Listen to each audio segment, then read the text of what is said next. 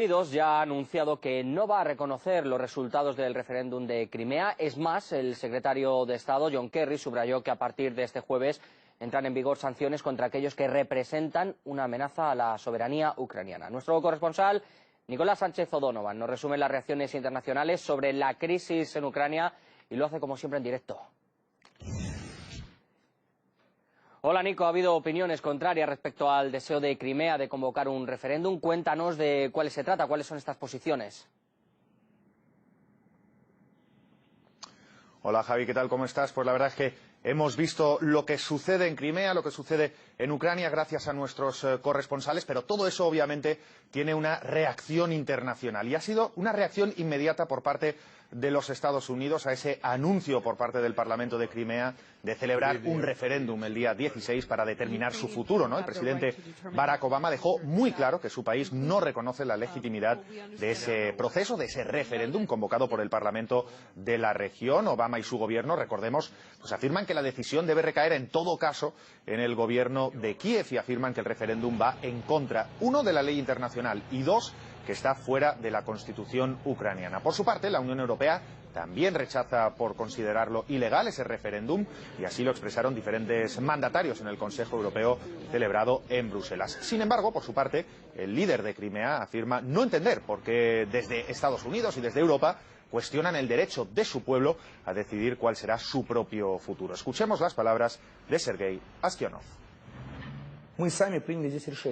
Nosotros mismos aquí hemos tomado una decisión. No nos metemos en los asuntos internos de Estados Unidos cuando, por ejemplo, un Estado entero reúne firmas para independizarse del país. ¿Por qué a nosotros nos indican qué es lo que debemos hacer? Además, no hay ninguna intervención rusa aquí. Vemos que la información que dan es incorrecta. La prensa occidental no habla de numerosos asesinatos, de la violencia en el oeste del país. Desde luego, aquí, donde está todo tranquilo, hablan de una intervención.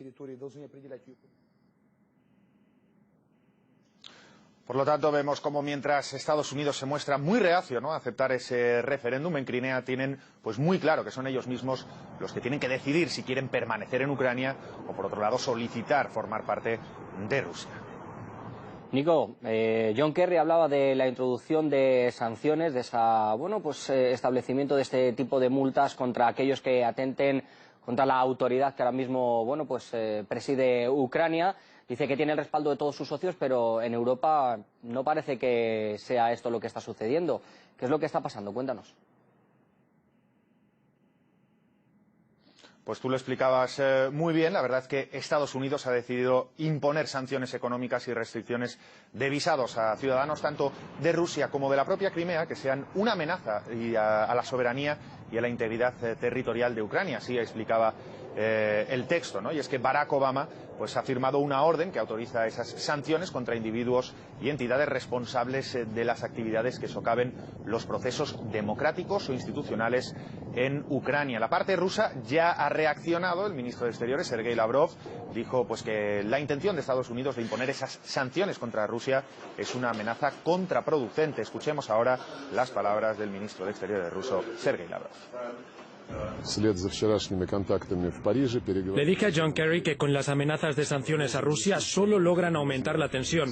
Él me respondió que aún no existe ninguna lista de ciudadanos a quienes sancionarían, que solo hay la orden de emitirlas. Pero esto no cambia el asunto. Son amenazas, igual que lo fue la decisión de detener los preparativos para la cumbre del G8 y de suspender la cooperación con la OTAN. Con las amenazas de sanciones no hay manera de trabajar honestamente.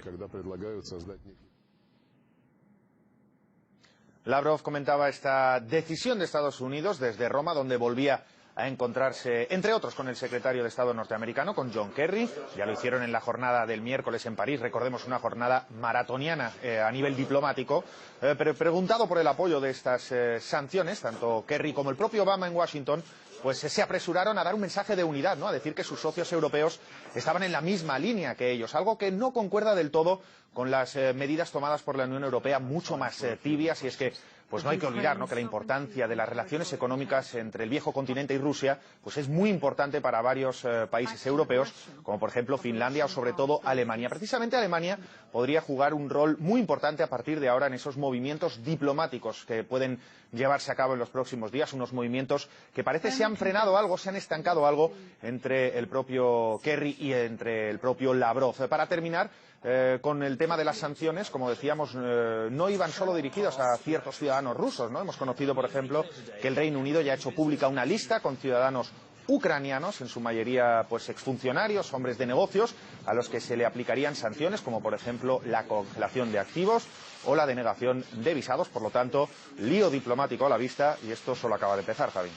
Bueno, pues primer capítulo que parece que va a tener bastante continuación. Gracias, Nico, por este último